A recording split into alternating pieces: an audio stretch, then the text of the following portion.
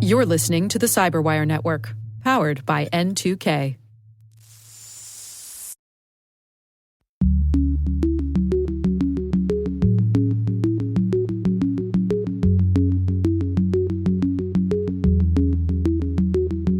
How do you calibrate a non-cyber response to a cyber intrusion? Hello, everyone, and welcome to Caveat, the CyberWire's Law and Policy podcast. I'm Dave Bittner, and joining me is my co-host, Ben Yellen from the University of Maryland Center for Health and Homeland Security. Hello, Ben. Hello, Dave. On this week's show, Ben has the story of Amazon allegedly spying on warehouse workers. I have an overview of how cyber policy may play out in a Biden administration. And later in the show, my conversation with Robert Carolina. He's general counsel for the Internet Systems Consortium and a senior visiting fellow in the Information Security Group at the University of London. While this show covers legal topics and Ben is a lawyer, the views expressed do not constitute legal advice. For official legal advice on any of the topics we cover, please contact your attorney. And now, a word from our sponsor, SpyCloud, the cybercrime analytics leader. SpyCloud disrupts cybercrime by telling you what criminals know about your business and your customers, so you can take action to prevent ransomware, session hijacking, account takeover, and online fraud. SpyCloud constantly recaptures and analyzes new data from the criminal underground, including credentials, session cookies, and PII siphoned from malware-infected devices. With knowledge of the specific exposed data criminals have in hand from InfoStealer malware on managed and unmanaged devices, security teams can respond with a more efficient and effective process called post-infection remediation that fits seamlessly into existing incident response frameworks. Get SpyCloud's post-infection remediation guide outlining the 7 steps for preventing a malware infection from becoming a full-blown ransomware incident. Visit spycloud.com/cyberwire. That's spycloud.com/cyberwire. And we thank SpyCloud for sponsoring our show.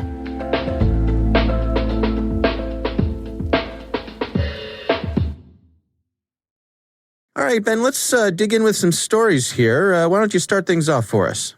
This is a fascinating one, Dave. It comes from Motherboard on Vice, and even though Joseph Cox did not write this article, I did find it through his Twitter account. It was actually written by Lauren Coward-Gurley, and it's about a secret documents obtained by Motherboard indicating that Amazon surveils labor and environmental groups, and they engage in some what amounts to union-busting activities through this surveillance. So to unpack it a little bit and just to add a little bit of context, this largely happens in Europe. And one of the reasons it's more prominent in Europe is they just have a culture that respects organized labor more than we do in the United States. I don't know if you know this, Dave, but we've kind of perfected union busting in the U.S. Well, you know, I know, I think about my grandfather, who was a union steel worker his whole life and, started sweeping the shop floor at 17 and retired at 65 with his gold watch, foreman of the melt shop. But I think about how someone like that who graduated high school, didn't go to college, but was able to raise a family, have a nice home in the suburbs because of a union job. And it seems to me like those jobs are few and far between these days. Yeah, I mean, that was the American dream. That's absolutely true. Over the past 40 years, for a variety of reasons, especially in the private sector, just as a country, we've decided to make it a policy to make it very difficult to organize, very difficult to form unions, and very difficult to sustain them. Europe has had more luck. I mean, there's been some of a movement there at union busting, but their organized labor infrastructure is more robust. And that's more of a concern to Amazon, which has a large presence in Europe. They, of course, are very concerned that their employees will try to organize, will try and unionize. And so what Amazon has been doing is using electronic surveillance techniques to try and stop union organizing activity before it starts. So there are a couple interesting elements to this. One is that they are using the Pinkerton operatives, the spy agency that's known for union busting activities. Also, the most overrated Weezer album, but I will save that for another day. So they obtained these emails that show the sophistication escalation of these efforts to spy on workers across these fulfillment centers in Europe. So these Pinkerton operatives will create false social media accounts with no photos and try to ingratiate themselves with employees, people who work at these fulfillment centers, to try and get insight as to what's going on there. So, they'll get regular updates and send them back to global headquarters on whether somebody has been trying to organize in a factory, the number of participants in an event that promotes union organizing, the time, the location that took place. If they hear anything about a strike or distribution of leaflets, that'll be reported. And Amazon basically has an entire intelligence agency, an internal intelligence agency that monitors this and, tries to take action on the basis of the intelligence that they're gathering. They talked about one instance where they had to enhance monitoring because the former leader of the Labour Party in the United Kingdom, Jeremy Corbyn, was set to go to one of these Amazon fulfillment centers. And, he's a very prominent left-wing politician. So they assumed that he would be discussing efforts to organize. And so they kind of put their surveillance on overdrive to try and get some insight as to what was happening inside that meeting. These documents just came out. They were released to Motherboard, and Motherboard tried to elicit responses from policymakers, both in the United States and in Europe. They got some statements from some left of center politicians in the United States saying that this potentially violates some of our national labor relations laws. And this is something that the NLRB, our National Labor Relations Board in the United States, should look at. And there was a similar reaction among politicians in the European Union. The European Parliament has a lot of data privacy advocates, and also supporters of organized labor who are apoplectic at seeing these documents. I think they've anticipated for a long time that this was going on, but to see how detailed the effort is and how many resources Amazon is putting into these surveillance efforts, I think made them even angrier. So my only question here is, what is our recourse here? What is the United States government and the European Union actually going to do? And is Amazon actually breaking any laws? Right. Well, that's my question, is because I think, first of all, using the word spying, that's a charged word, right? Yes. Wouldn't Amazon say, we're simply gathering information? It's good for us to have our ear to the ground. We need to know what our employees are thinking so that we can best create an environment. Yeah, best serve their needs. Yeah. And I think they can make this argument, and there's a certain point of view that would say that from a business point of view, it's in their best interest to do so. So as long as it's not illegal, what's the problem here? So I guess the question is it illegal? I don't think it is. Now, and I say that as somebody who's generally very supportive of organized labor and is kind of not disgusted by this effort, because I think it's something that I would have expected, but certainly look upon something like this disfavorably. Right. I think workers have rights as it relates to organizing. They're more limited in the United States than they are in the European Union. But employers have rights to monitor the operational nature of their own companies. So you'll see that in workplaces across the United States that are monitoring personal computers to see, if people are wasting time during work hours. Even like some high-profile businesses who have done video surveillance. We've had a couple of segments on this podcast about companies that have innovative ways of tracking how employees are wasting their time on the job. So I think companies do have this vested interest in gaining knowledge of how operations are going at their own facilities. And, I just don't see that there's much legal recourse against one's employer from an employee. I also don't know what the employee contracts say. And I think that could have a big impact here. What Amazon seemed to indicate, at least in response to this article, is that they follow all applicable laws in conducting the surveillance and in their enforcement mechanisms. And I tend to believe that with the amount of resources Amazon has and the fact that they don't want to expose themselves to liability, they have probably dotted the I's and crossed the T's on this. So, they've probably looked at contractual language where perhaps in signing employment contracts, workers have been made aware, at least, that their activities potentially could be monitored during work hours for a number of different purposes, but possibly for monitoring for signs of organized labor. I take a lot from the fact that when they interviewed policymakers in response to the article, the responses weren't, this is a violation of U.S. Code section whatever. It was, this is highly unethical, disturbing behavior. We should have an investigation to see why it's going on. And that's always kind of a negative indication to me that you have more here on the moral side than you do on the legal side in terms of opposition to Amazon. But that's just my initial take on it. Yeah. I mean, is there any hope of kind of, shaming them into doing the right thing, or is a company that operates at this scale is beyond shame? That's kind of my perspective on it. It's like, right. It's hard to shame Jeffrey Bezos. I mean, right. He's, one of the richest people in the world. He's created this empire. And I just don't know if he's going to concern himself with the type of criticism you get from leaked documents to motherboard. It's also, until this kind of seeps into the public consciousness, I don't think enough people would know about this, even though it's gotten a reaction among Democratic lawmakers in the United States and some politicians within the European Parliament. It's not like this has become a major international scandal. Right. And, I think it's certainly within Amazon's own financial interests to prevent their employees from unionizing, because that would entail paying people in fulfillment centers, increased salaries, increased benefits, etc. And Amazon wouldn't be able to operate as cheaply. And frankly, as consumers, I mean, we certainly benefit from the fact that the cost of production distribution is relatively cheap. I can get my $2 replacement iPhone charger cord because they're not, paying union wages in these fulfillment centers. Right. So I think Amazon's philosophy would probably be like, we'll take the hit on this. Mm-hmm. We'll get some angry letters from some of our customers, some policymakers in these countries where we operate, but, it's not worth us changing our behavior. Yeah, it'll blow over. Yep. I think that, I really do think that that's their philosophy. But I just think, it's fascinating to look at Amazon as sort of an intelligence agency. I mean, the way they describe analyzing what they're seeing in their own fulfillment centers is how the CIA and the NSA do signals intelligence. 5 color-coded risk ratings on particular meetings that take place in warehouses, whether this was a negligible risk meeting that they observed, low, moderate, high, or critical. So it's just like Amazon is almost operating its own counterintelligence agency, which is just fascinating to me. Yeah, again, the companies, when they're at this scale, the resources they have to do these sorts of things, it's I guess remarkable is one way to put it.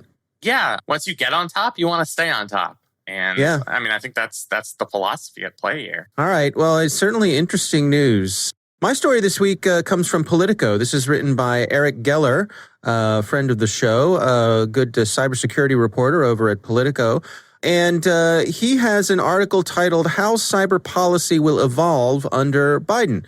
And it's just a nice overview. I don't know if you heard, Ben, but we have a new president-elect. Depends on, Seemingly, yeah. depends on where you get your news. But I think as you and I record this, we're pretty safe in saying that President-elect Biden will take office in January. Yes. And so that's going to lead to some potential changes. I think one thing that's interesting overarching here is that, despite some kind of last-minute chaotic changes that took place after the election, President Trump firing Christopher Krebs, who was universally praised for the job he did securing the elections. Absolutely.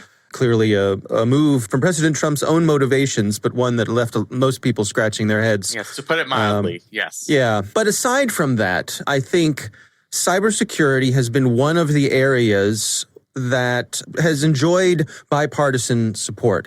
I think it's something that everyone recognizes is important. And so I think overall, because of that, it's enjoyed success in the Trump administration, maybe through neglect, because there are other shinier objects for them to focus on, that they let the professionals handle this and do the things that need to be done. I don't know if that's a fair assessment on my part, but what's your take on that? It seems pretty fair to me, given that as soon as the president got wind of what Christopher Krebs was doing related to election security, he put him on the chopping block. And when Krebs told the truth about the fact that the election was historically secure, he had to pack his bags and leave.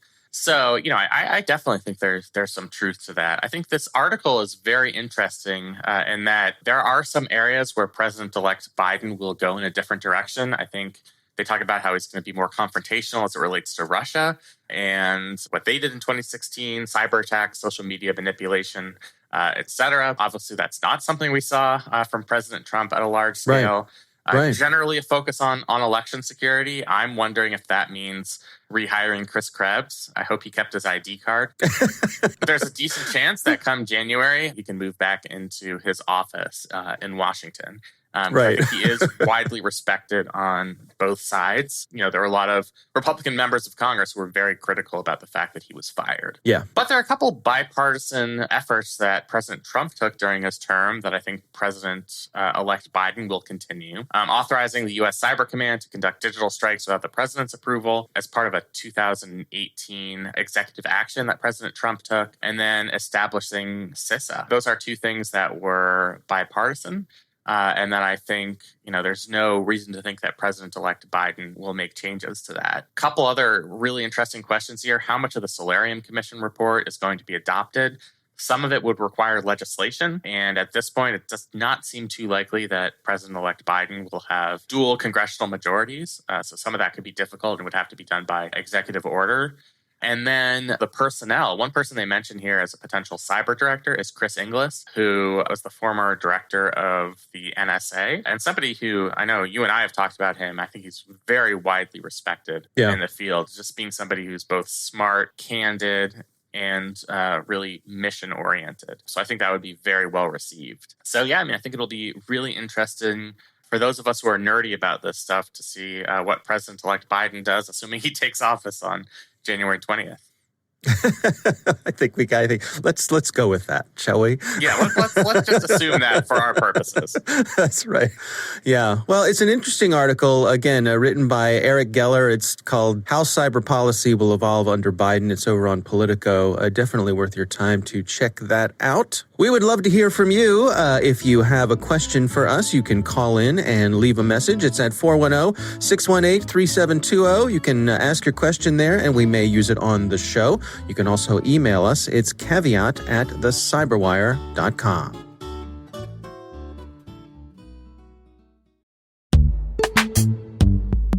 This episode is brought to you by Palo Alto Networks, the leader in cybersecurity.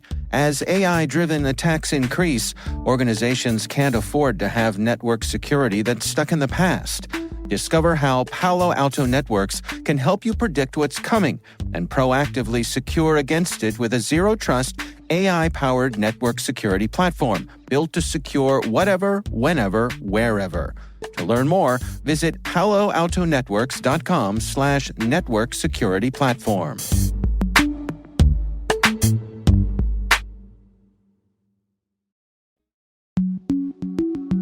Ben, I recently had the pleasure of speaking with Robert Carolina. He is the General Counsel for the Internet Systems Consortium, and he's also a Senior Visiting Fellow in the Information Security Group at the University of London. I've interviewed him a couple of times, and I must admit he is one of my favorite people to speak to about these sorts of topics.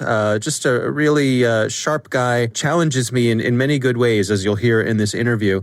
Here's my conversation with Robert Carolina. In the current environment, how are people defining digital sovereignty? I suppose it begins with the recognition that there's no such place as cyberspace. Everything that happens, every communication we send and receive or make use of, has an impact or is generated by actions in the real world. And in the real physical world, the number one organizing principle that we've had as an international community for 4 centuries is this concept of territoriality, by which I mean physical geographical territoriality, and the concept of sovereignty or sovereign exclusivity over that territoriality. So what's happening, I think, is that sovereign states around the world are just starting to get to grips with how do they extend and enforce and test the limits of their sovereignty in this new and different medium. And how does that play out in the real world? Where are we seeing people stretching those boundaries or testing those limits? Well, it's come up in a lot of different ways. I think one of the most famous early cases that has almost nothing to do with the internet was the situation that developed between the United States and the SWIFT international funds transfer system in the early 2000s. And this was a case where U.S. security officials wanted to get a hold of banking records. And SWIFT, of course, is a very well-known international funds transfer network owned by thousands of member banks.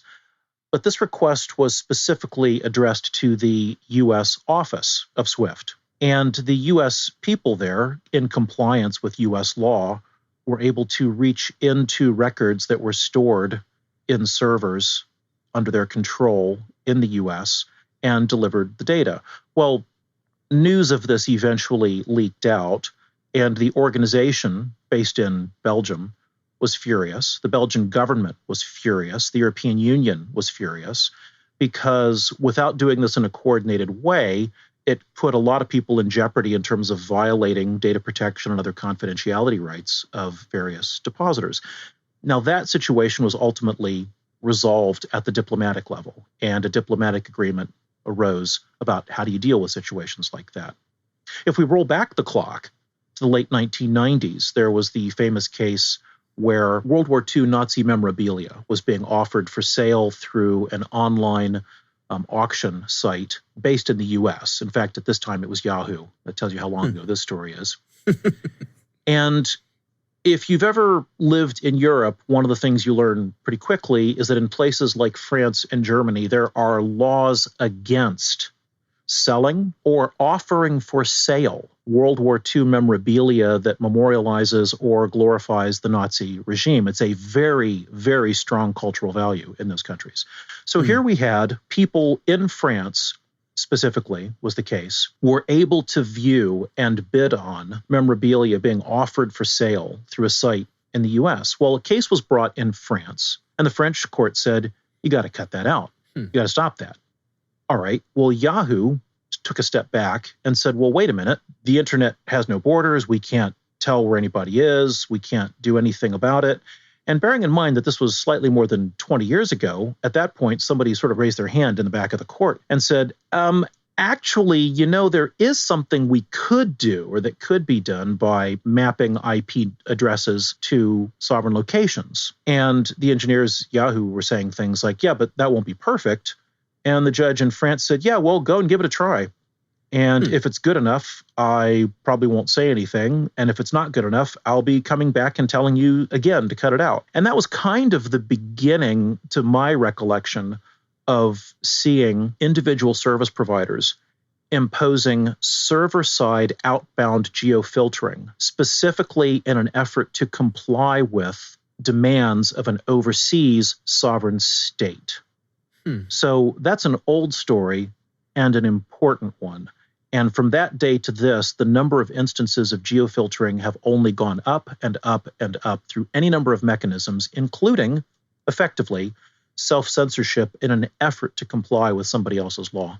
Yeah, that's fascinating to me because I guess the mental model I have in my mind of sort of the fundamental way that the internet works is that because it's designed to be robust, that you don't necessarily know how your data is transiting from point A to point B. There are many hops between here and there, and it may take a direct route. It may take the long way around. So how do I know that the data that I'm sending from point A to point B isn't making a stop along the way somewhere where they may not want that data there, or I might not want my data being there? That's a lot of question.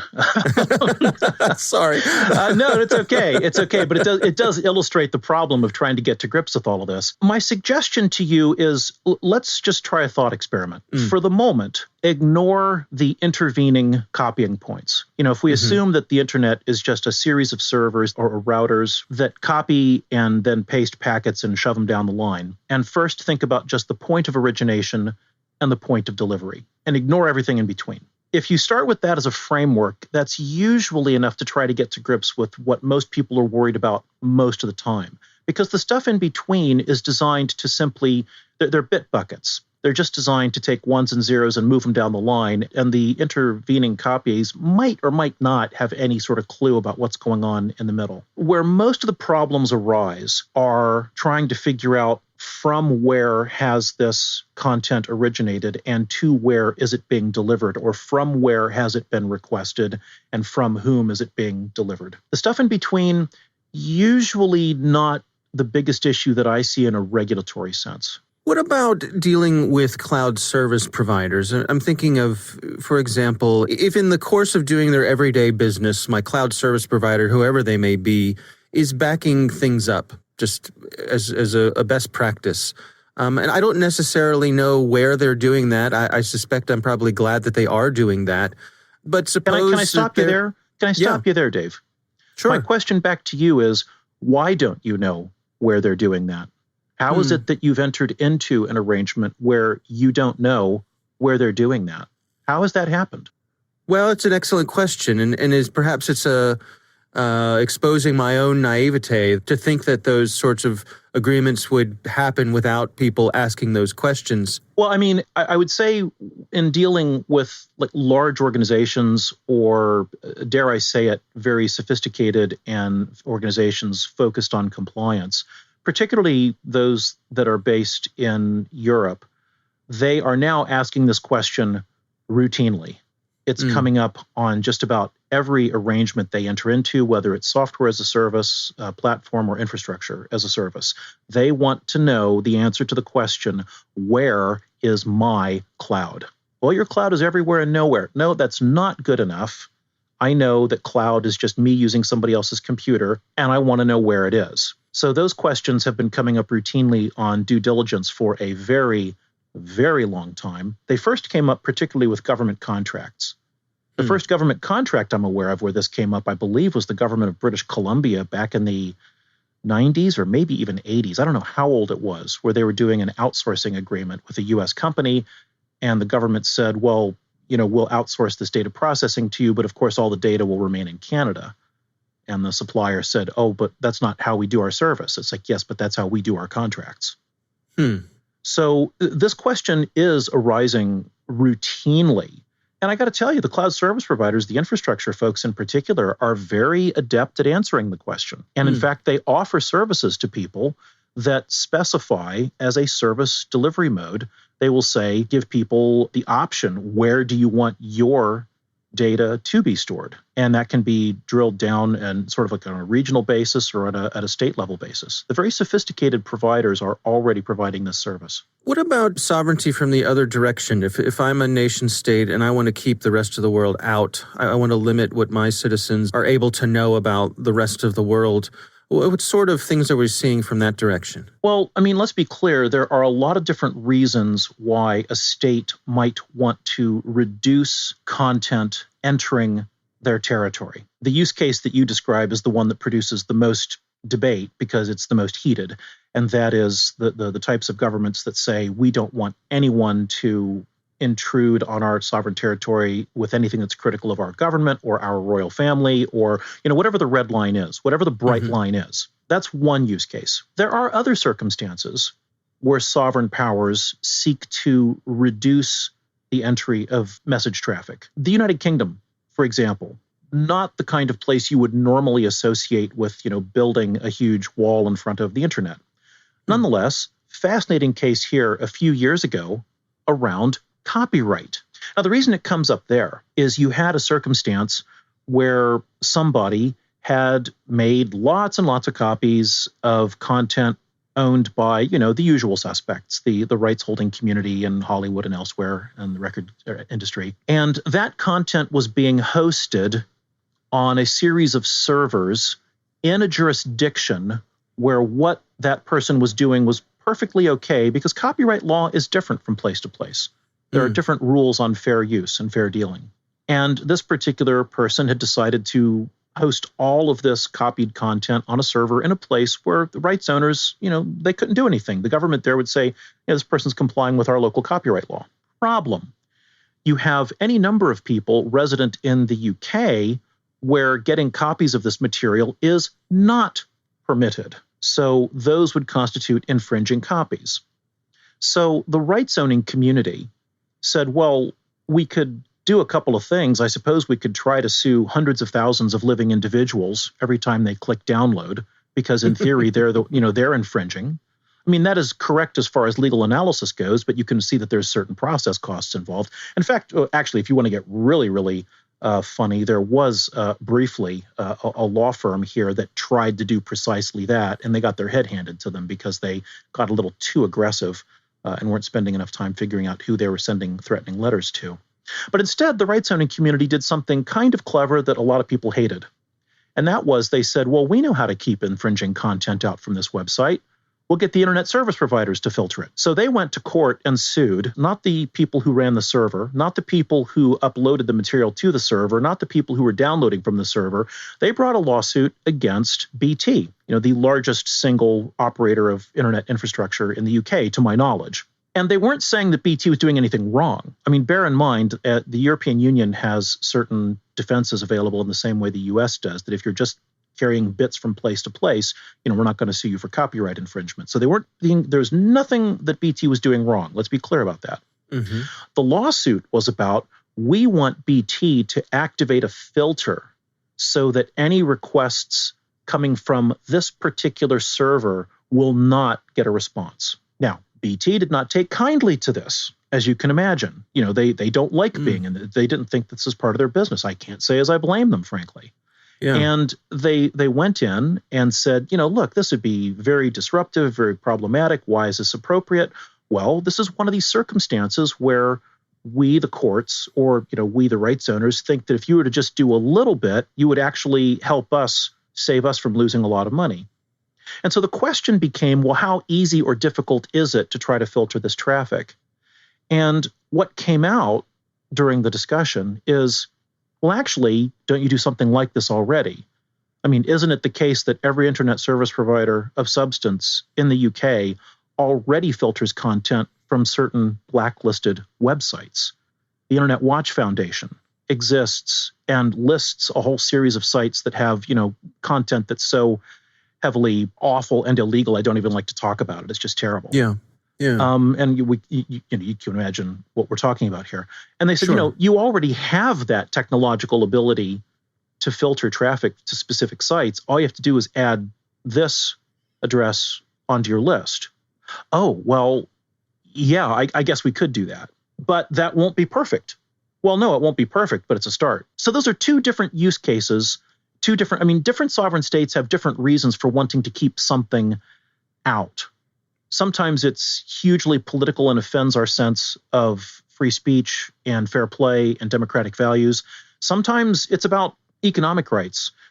And sometimes it's about trying to protect the human rights of the people who are in your sovereign territory, which is where we get to data protection. Where do you suppose we're headed with this? I mean, what are the trend lines that you're seeing from a global point of view? Which way do things seem to be leaning? The direction of travel continues to be in the direction of sovereign states increasing the authority that they assert with respect to how internet infrastructure is used. That's the direction of travel. And that's nothing new. There's a book out there that's great on this subject called Who Controls the Internet? Illusions of a Borderless World. It's written by Jack Goldsmith and Tim Wu. That book is 14 years old. And they're both lawyers. They're both very, very well-known lawyers. And they have a litany of case studies about how sovereign states were beginning to assert authority and how people were having to answer lawsuits, whether it was under the law of defamation or copyright infringement or violation of human rights or violation of privacy or whatever it happens to be. And that has increased.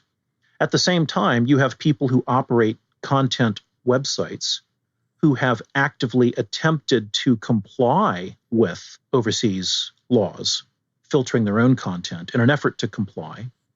And now the next big thing we see on the horizon is the emergence of both offensive and defensive cyber operations by sovereign states, which intrude to a greater or lesser extent on the sovereignty of others. I mean, that's kind of at the cutting edge because some of that is sort of entering the public sphere for public debate for the first time over the course of the last couple of years. I mean, were there offensive cyber operations 15 years ago? I don't know. It would have been all classified, I guess. But everybody sure knows today that there are. I mean, there's no question about it. So now one of the cutting edge issues is what will sovereign states do and what will the new normal be in an online world? And that gets us into a discussion of things like Talon Manual 2.0 and how existing international law applies to cyber operations. Right. And when do operations in the cyber realm elicit a response in the kinetic world. Yeah, that is a really vexed problem. I contend, actually, I've got a paper coming out shortly that my wife and I co-wrote. She's got a PhD in international relations, and she's at least one or two steps smarter than me. And the way that we've described the internet in that paper is we describe it as being border full and distance less. The challenges that the internet presents are because of this characteristic of being distance less. Somebody pushes a button, an offensive button on a machine in place number 1, and the packet arrives in place number 2 seconds, milliseconds, or seconds later. And whatever the impact is going to be. Now, it may have been weeks or months or years of planning and less invasive intrusion to prepare for the day when that button is pushed. And that's part of the problem right now in terms of assessing international legal response. But it's that distanceless characteristic, the fact that there's been a reduction in what's called the distance strength gradient, which is an old idea from IR from about 50 years ago, brought about by this new domain of operations. But what's also complicating things, and the reason we call it border full, is because for some reason the word borderless has become synonymous with powerless. It's become just sort of a metaphor for the inability to filter traffic. What people don't do, however, is realize that a border is also a type of a connective tissue. It also defines relationships among and between neighbors. And here's something for you. There's something like 193 sovereign states recognized who are full members of the United Nations today. Mm-hmm. If you look at all of their land borders, ask about how many land borders are there between these 193 sovereign states, the answer is, depending on how you count them, about 300. About 300. I mean, I think the state with the most land borders will be Russia with something like 14, 15, or 16, depending on who's doing the count. But a lot of times, a sovereign state, like the United States, for example, has a land border effectively with 2 countries. Right. And an island has a border with 0. So there's only about 300 of these things in the world as we know it today. If, however, we look at the internet as a phenomenon, as a distanceless phenomenon, and if we assume for the moment that intervening cyber infrastructure may well be ignorant of what passes over it, that puts every sovereign state into an immediate connective relationship with every other sovereign state on the planet. And here's your big mathematical question. And that is, if you have 193 sovereign states, each of whom has a border with every other state, how many borders is that? I'll put you out of your misery. It's something north of 18,000. Okay, thank you. 18. I'll tell you what. Do you know how long it took me to look that up? I mean, I know a bunch of mathematicians, and I had to drill down to find it. Better you than me, Robert. Yeah, there's no way I would have. I didn't come up with it in less than an hour. Let's put it that way. But nonetheless, the total number of bilateral border relationships that have now been created between sovereign states is more than 18,000. Mm-hmm.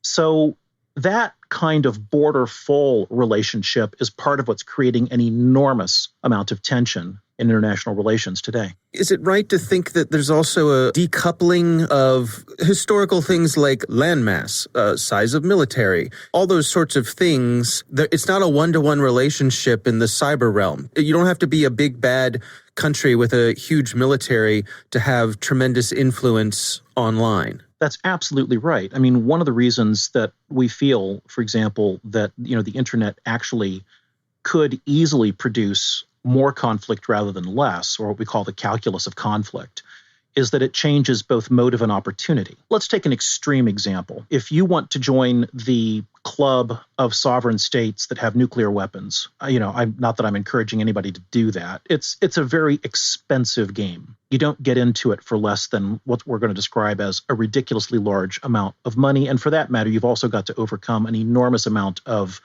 international pressure to just, stop it. Don't do that. We don't have to talk about that. On the other hand, when you look at cyber operations, if the only thing you're interested in doing is the occasional smash and grab, I mean, if you don't care about attribution, if you don't care who knows who you are, if all you're trying to do is just knock things over or be a bit of a pest, almost anybody can get into that game at very little money. Now, if you want to do something super duper sophisticated and invest a huge amount of time and effort in it, in an effort to reduce collateral damage, which is allegedly the case with the Stuxnet incident because no one's ever fessed up and said, yeah, we did that, but everyone thinks they know who did that.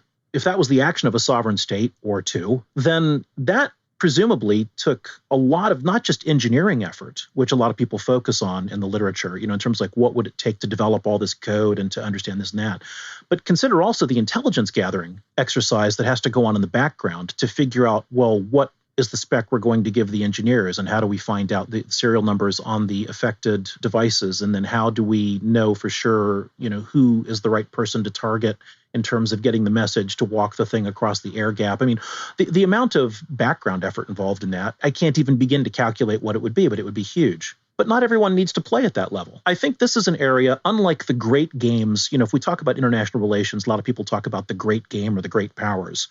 Well, if you wanted to play the great game of the 19th century, you had to have a lot of money. If you wanted a seat at that table, you had to have a lot of money, a lot of technology, a lot of resources. This is a game where almost anybody can get a seat at the table. Everyone can sit and play a hand. Now, you might not have the most chips, but you can still play. And you might not win because you might not know what you're doing. And you might get trounced. But nonetheless, I mean, we've entered an age where an awful lot of people can take advantage of what appears to be a new domain for the projection of power. Is it fair to say that for the traditional world powers, that's a burr in their saddle? I think probably burr in the saddle is the right metaphor at this point, because most of what we think of as the great powers all seem to be eyeing each other primarily. And from the U.S. perspective, there's a lot of time spent focusing on how do we develop and signal all of these norms for the peaceful use of this medium we call cyberspace. And that's an important discussion to have. And no one's quite sure exactly how to read into that. But one of the things we were discussing a little bit earlier, one of the challenges that we face with international law is that it tends to limit, let's just call them severe intrusions into sovereignty. Or even if international law says you shouldn't intrude at all onto sovereignty, the appropriate response for a limited intrusion into sovereignty is also very, very limited. So if we think about a great power playing a long game, I mean, I'm going to make some intelligent guesses here because I don't work in this space and I never have. Let's assume that somebody needs to sort of like test the resolve of their targeted enemy. So in my mind, I'm envisioning a whole room or a whole building full of people behind screens who are like delicately trying to scrape away or test at the limits of boundaries of how secure various bits of critical national infrastructure are, et cetera, et cetera, et cetera. Now, at this point, we have one sovereign state intruding onto the sovereignty of a second sovereign state, and that's a bad thing. But what have they done? Have they actually done anything yet that merits a kinetic response? It doesn't seem so. Under existing norms as we know them, they haven't done anything that would amount to an armed attack, which is usually the big triggering phrase. Instead, they're doing a lot of preparatory work, which individually constitutes a crime of the target state. So, I mean, here's where we get things like the U.S. actually naming individual agents of foreign states in criminal indictments and saying, hey, we have reason to believe you committed a crime.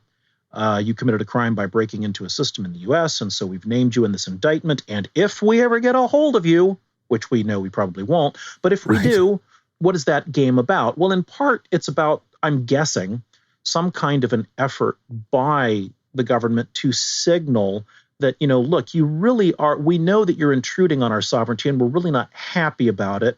And this is one of the responses that we are choosing to take. Now, that's a whole lot nicer than sort of like, sending a cruise missile to somebody's door, because at the moment, international law simply would not recognize that second action as appropriate. In fact, it would be reviled as absolutely and utterly inappropriate under the circumstances. And where I think a lot of people are having difficulty, and where only time will tell, is how do you calibrate a non-cyber response to a cyber intrusion? If somebody breaks into critical national infrastructure and decides to poison the water supply of a target state, or decides to take over remote control of a nuclear generator and pull all the rods out and melt it down, that's a no-brainer. That's the equivalent of dropping a bomb on 10,000 people. That's a well-understood process. But what nobody quite understands yet is, well, they were laying the groundwork for, or they made an inappropriate change to a reference file, or they deleted log files to try to cover their tracks, or they interfered with the integrity of certain data sets, or what is any of that? How do we map that onto a real world response? What does that merit? We send 500 troops into a border town, or, somebody puts the 101st Airborne on high alert, or what precisely would be an appropriate response to that, and why? I think those are where the real challenges are coming. Yeah. Do we turn off their lights for a few hours and say, nice town you got here, be shame if anything were to happen to it? Well, now you see, there you go. I mean, now that is an example of an offensive operation that has a significant and kinetic effect. If you turn off somebody's power grid for a couple hours, there are any number of people who could probably do a calculation on how many folks is that likely to kill. Right. Because, you turn off vital services, we measure the results in deaths. Yeah. It's not a pretty picture, is it, Dave? Well, no, but it's fascinating to think about. And thank you for taking the time for us. I really appreciate it. I feel like it's always time well spent when I get to chat with you. That's been my pleasure. All right, Ben, what do you think? It really is a great interview. He has a really commanding style, and I like how he sort of pushes back and challenges the premises of your questions. Yeah. It was really interesting. I mean, some of it is very abstract. What do we really own in terms of our own communications? Do we have tangible property rights? And who owns the internet? I think are, in some ways, kind of unanswerable questions. And I think he does a really good job of going through that and describing it. One thing that this invoked for me, because I'm always thinking about this stuff, is the implications for national security electronic surveillance. And the fact that there are all these midpoints in all internet transactions means that there are a lot of different methods and avenues for the government to obtain communications for national security purposes, especially under lax authorities than they'd otherwise need if those communications were wholly within the United States. And so I think that's been kind of a boon to the national security state, the fact that a lot of the communications are stored on overseas servers. So that's one thing I certainly thought about while listening to the interview. Yeah. Well, again, our thanks to Robert Carolina for joining us. So we do appreciate him taking the time. Hopefully we'll be able to have him back sometime soon.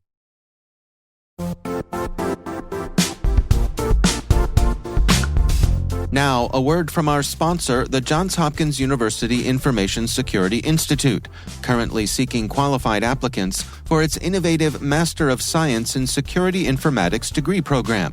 Study alongside world-class interdisciplinary experts and gain unparalleled educational, research, and professional experience in information security and assurance. Interested U.S. citizens should consider the National Science Foundation's CyberCore Scholarship for Service program, which covers tuition and a $6,000 annual professional development allowance, as well as providing a $37,000 additional annual stipend. Apply for the scholarship and the fall semester by March 1st. Learn more at cs.jhu.edu/MSSI. We want to thank all of you for listening. That is our show. The Caveat podcast is proudly produced in Maryland at the startup studios of Data Tribe, where they're co-building the next generation of cybersecurity teams and technologies. Our coordinating producers are Kelsey Bond and Jennifer Iben. Our executive editor is Peter Kilpie. I'm Dave Bittner. And I'm Ben Yellen. Thanks for listening.